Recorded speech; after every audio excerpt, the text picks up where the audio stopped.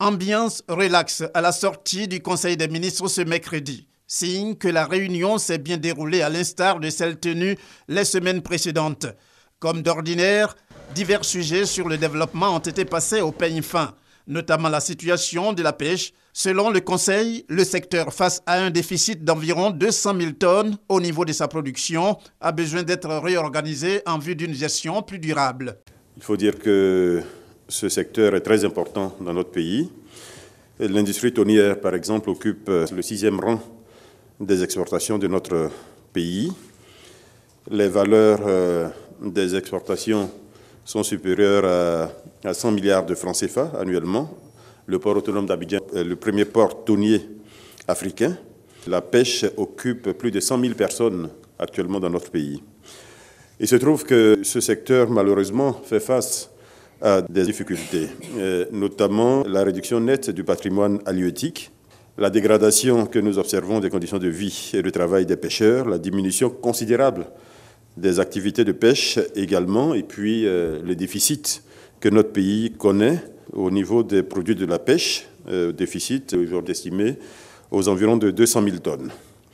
Donc ce projet de loi vise à favoriser, en tenant compte du contexte national et international, la gestion durable des ressources halieutiques, de manière générale, le développement du secteur de la pêche et de l'aquaculture. Il s'inscrit dans la lettre de politique du secteur de la pêche et de l'aquaculture, élaborée en 2006 et répond aussi bien aux obligations communautaires de notre pays qu'à celles de l'État ivoirien.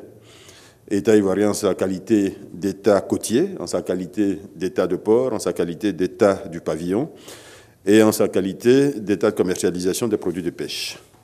Le Conseil a également fait part des dérives constatées au niveau des médias, notamment audiovisuels, s'agissant du passage à l'antenne de certaines personnalités religieuses ou des tradis praticiens. Pour le Conseil, il faut une application rigoureuse des textes afin de parvenir à un meilleur contrôle destiné à éviter ce qu'il convient d'appeler la publicité mensongère. Les organes de médias devront désormais exiger de l'usager des documents administratifs établissant son existence juridique et sa capacité à agir. Intégrer et établir une différenciation entre les types d'informations, identifier la nature du service concerné ainsi que sa conformité aux lois et règlements en vigueur.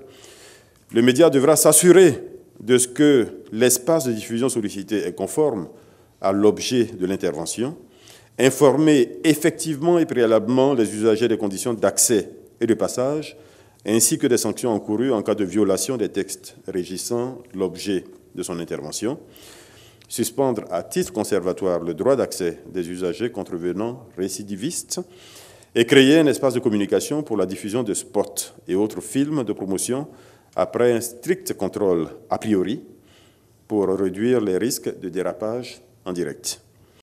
L'autre sujet majeur abordé a été la question de la corruption.